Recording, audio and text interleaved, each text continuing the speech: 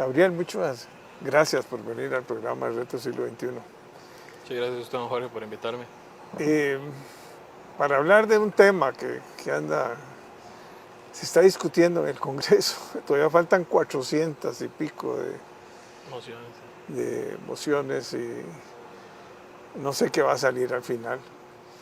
Espero que sea funcional lo que salga, ¿va? Porque de nada hacemos con hacer un esfuerzo legislativo y ejecutivo, porque los dos están en esta eh, y no lograr una buena legislación, porque lógicamente hay gente que dice que lo que se quiere es abusar del personal, que no se le van a pagar horas extras, que van a hacer las madres con sus hijos, de que están acostumbrados a las 8 horas y que pasarse a 12 horas, que eso es un problema de salud. Claro. Y bueno, lo que sí es una realidad es que el mundo está ya trabajando este tipo de horarios. Aquí estamos trabajando sin que esté legal, digamos así, ¿verdad?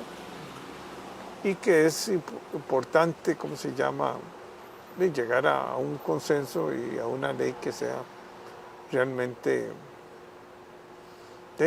funcional para poder mejorar la competitividad y la productividad de un país, ¿verdad? Es muy difícil a veces estando en una planta parar la planta a las 8 horas y decirle vuelvan al día siguiente, ¿verdad? A veces es mejor prolongar 4 horas más. Igual sucede en la industria, como sucede en el comercio, como sucede. Bueno, el comercio trabaja más de 12 horas, ¿verdad? Sobre todo a la Por gente supuesto, sí. que está en el mercado informal, digamos.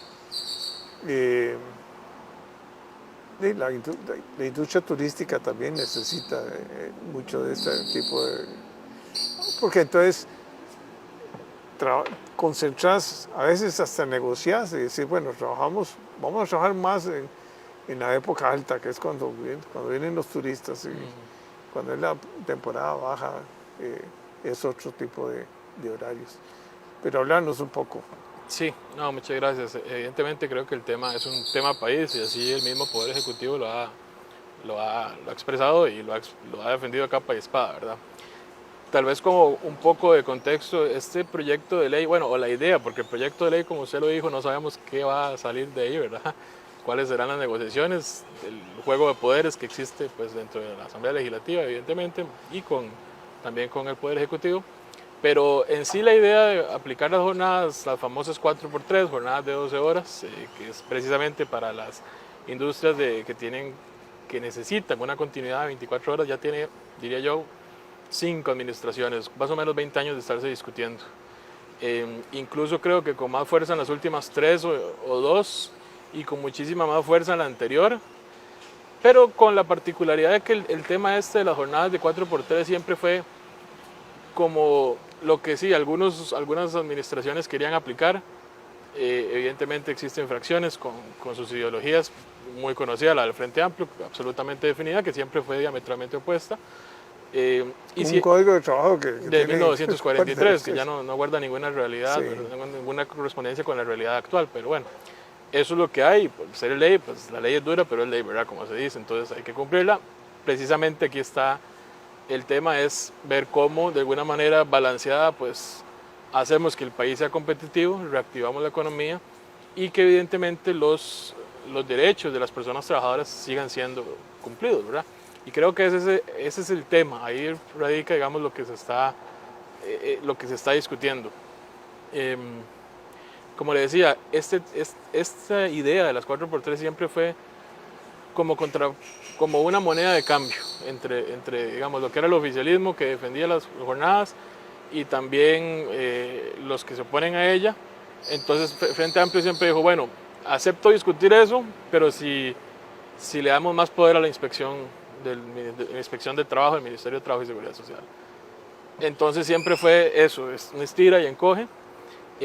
Vemos, creo que la particularidad ahora en esta nueva administración es que no entró oficialmente de esa manera, pero la forma en que lo ha expresado el Frente Amplio, su propuesta y sus más de 500 mociones volvieron al mismo camino. De hecho, cuando leemos las mociones, que es lo que se está discutiendo en este momento en la Asamblea Legislativa, que si no me equivoco el viernes terminaron por la 430, algo así ya, Sí, ya quedan 400. quedan un poco más de 400. Todavía quedan pendientes estas, y estas mociones que ha implementado el Frente Amplio son precisamente para no hablar absolutamente nada de estas jornadas excepcionales, no las incluye dentro de su texto sustitutivo, que ellos proponen. Por el contrario, lo que hacen es hablar de la trabajadora doméstica, darle menos horas de laborales, de jornada laboral al día, darle 7 días más de vacaciones, porque recordemos que las domésticas ya tienen 15, le da 22, y manteniéndole el salario. Igual, y de igual manera lo que hace, en lugar de hablar, de discutir sobre jornadas excepcionales de 4x3, lo que hace es indicar que las jornadas ya conocidas de 8 horas, 7 mixta y 6 diurna, van a quedar 7, 6 y 5. Estamos restándole más, con el agravante de que indica que no se pueden bajar los salarios. Entonces, más o menos en el plazo, no sé si son, más o menos, si no me falla la memoria, son 48 meses. En el transitorio habla de que el Ministerio de Trabajo tiene que buscar la forma de que las empresas pasen de 8 a 7 en la diurna, de 8 máximo a 7 o 6 en la mixta, y hasta 5 horas en la nocturna. Entonces vemos que es completamente otra cosa lo que están hablando. O sea, aquí ni siquiera es un punto medio, aquí estamos hablando de opuestos absolutos. Y también al final de sus mociones, que son las que en las próximas semanas vamos a conocer, están también indicando de darle más fortaleza a la inspección del trabajo. Y está bien, o sea, está bien que en otras latitudes las inspecciones del trabajo tengan más fuerza, pero me parece personalmente que lo que están proponiendo es volver a la inspección juez y parte, lo cual se vuelve muy peligroso porque le están dando poderes sancionatorios a la inspección judicial. A la inspección, perdón, judicial no, la inspección del trabajo del Ministerio de Trabajo y Seguridad Social. Sin jueces ni nada. Exacto. Lo que ahora, digamos, en este momento, para poder establecer una sanción, tendrían que elevarlo ante un juez en un proceso de infracciones a las leyes del trabajo. Están diciendo que ellos mismos van a poder imponer hasta 23 salarios base, que rondan los $800, digamos, lo cual es un dinero considerable. Ellos mismos podrían imponerlo. Me parece y sin mayor oposición, porque la segunda instancia sería ante el mismo Ministerio de Trabajo. Entonces, digamos, deja un poco bastante protegidos a los empleadores, me parece. Entonces, ¿qué fue lo que pasó antes, en las anteriores administraciones? ¿Por qué nunca se firmó la 4x3? Porque la 4x3, como lo vamos a ver, está pensada para un sector muy, muy específico, los cuales son, el primero, como usted lo indicaba, manufactura tecnificada, que, por ejemplo, parar las máquinas necesitan 24 horas de producción, porque parar las máquinas es muy caro. O podría significar, parar la máquina una hora podría significar que necesitar 3 o 4 horas más para poder ponerla a volver a andar. Y eso es muy caro, entonces es preferible mantener la producción 24 horas. También lo que es la industria de ciencias de la vida, y animales y humanas, lo que es medicina.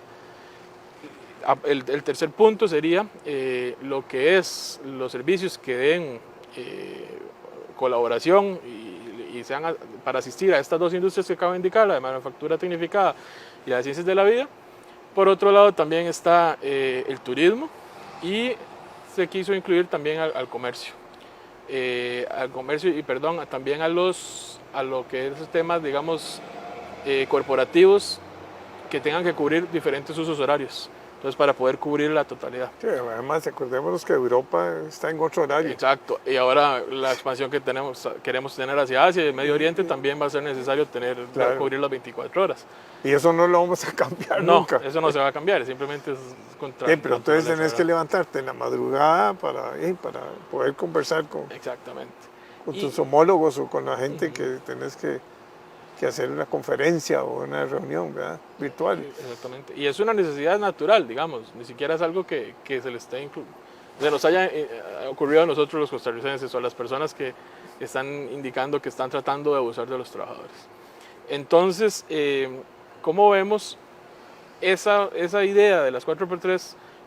Nunca llegó a tener tanto poder y no fue firmada, incluso hasta el día de hoy no ha sido firmada, ratificada, porque va a aplicar, dice que más o menos para un 10% del parque productivo. El sector privado y es puntualmente los que están... Entonces decían, si tengo que firmar esto para que solo va a tocar, digamos, a ser relativo al 10% del parque industrial costarricense, pero como moneda de cambio tengo que darle más poder a la inspección del trabajo, que sí va a tocar al 100% de la producción, pues no. Y como usted lo decía, entonces me la juego, dicen, igual la voy a aplicar. Y sabemos que en la práctica está sucediendo las jornadas 4x3, ¿verdad? Sí. 12. Lo que estamos tratando es poner eso en regla, pero que van a existir, se van a seguir existiendo porque es una necesidad. Entonces, por ejemplo, en comercio, en las zonas costeras, digamos, usted ve que trabajan hasta las 10, 11 de la noche. Claro. ¿Y qué? ¿Vas a cerrar el local? No son pérdidas. Tenés que abrir a las 9. Entonces, son necesidades para poder lograr competir, ¿verdad? Claro. Y esto, precisamente, lo que se busca es no solamente la reactivación económica a través, por ejemplo, de traer más empresas que estén interesadas en establecer en su país, sino, por supuesto, que generar más trabajo. Lo que se cree en este momento, lo que se proyecta, los números que se hacen, digamos, en corrillos de la Asamblea Legislativa, es que el proyecto puede tener de 29 a 31 votos a favor, lo cual lo haría posible, porque se les requieren 29 votos para que sea aprobado. Lo que sucedió y que tal vez no vuelven tan certero a esa proyección de 29 a 31, es que como lo vimos tal vez hace unas semanas, un mes, fue que venía muy de la mano este tema con el del crimen organizado, con el proyecto del crimen organizado. Y lo que sí vimos con el proyecto de crimen organizado es que como era un tema que generaba mucha expectativa y mucha presión de la sociedad, todos los diputados se pusieron a trabajar rápido y lo lograron sacar a tiempo.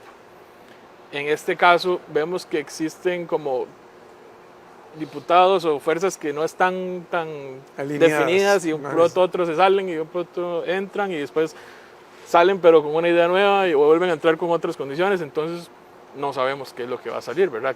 Finalmente cuál va a ser el proyecto.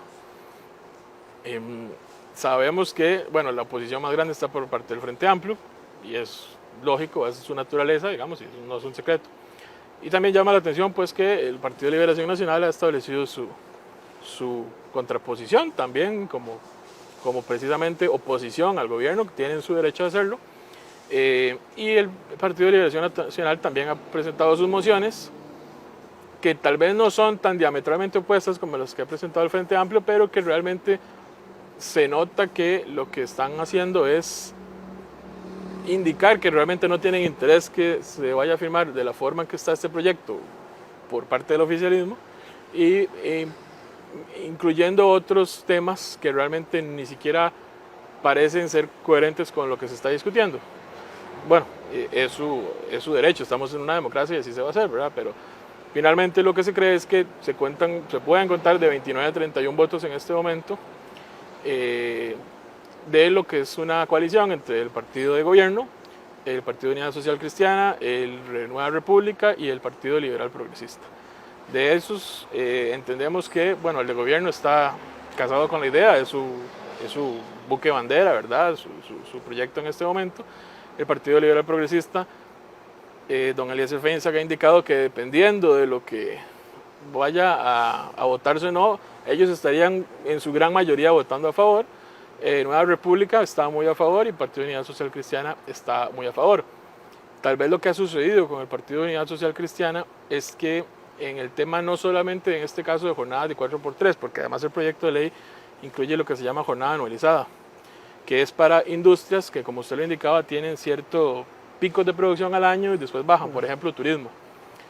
Aplicar jornadas anualizadas donde el patrono tenga esa Es potestad. una negociación Es una entre negociación patrono y trabajador. En que le dice, vea, en este momento estamos en la temporada alta, vamos a trabajar más, tal vez en los otros meses siguientes, venideros, Bien, usted va a trabajar ustedes, menos, ¿verdad? Búsquese otro trabajo también y, Exacto. y vas a recibir el salario siempre. Pero El salario siempre va a ser promedio, que- ¿verdad? Digamos, sostenido precisamente para darle esa seguridad a la persona trabajadora.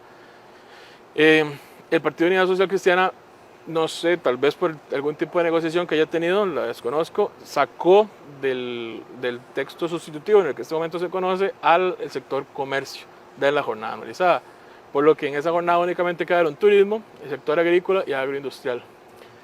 Que bueno, digamos que para las personas que defienden la idea de la jornada anualizada, de la mano con las jornadas 4x3, de la forma en que se veía al inicio, pues es una cierta pérdida porque sacar al sector comercio es un sector bastante fuerte, ¿verdad? Y en este momento ese es como el balance. Veremos bueno, hoy y esta semana creo que va a ser clave para saber cuál va a ser el ritmo de votación de pero estas ¿usted no mociones. cree que falta explicarles a los diputados cuáles son los beneficios de la ley para el sector productivo y para la reactivación económica y que no se va a afectar en nada, ni la salud, ni nada de todas las cosas que inventan ahí? Sí, yo creería que tal vez no tanto a los diputados. Creo que los diputados, por tantísima información que han recibido, y espero que la estén asumiendo y analizando de la forma que uno esperaría como legisladores de la patria, que deberían de tomarla seriamente. Creo que ellos, asesores. exacto, ¿verdad? Y que tienen muchísimos asesores y personas con mucha capacidad. Esperaría que lo estén tomando de esa manera seria y creo que están bien informados. El gobierno, pues evidentemente, también está informado. No sé si radica el problema más en la percepción del público, de las personas. Porque las personas a veces pueden entender, por no ahondar en el tema y por escuchar posiciones, pueden ser muy maleables. Y eso genera ruido, que a la vez genera presión en que algunos partidos, y más que ahorita, en unos meses nos vamos a estar enfilando otra vez de nuevo a la etapa electoral, podrían tener sus costos políticos, ¿verdad? Y no votar algo. Riesgos. Entonces creo que es una cuestión de explicarle más a la gente, explicarles que, por ejemplo, no es cierto que van a recibir menos dinero. El proyecto de ley, como está planteado en este momento, habla de las personas que ya están laborando de esa forma.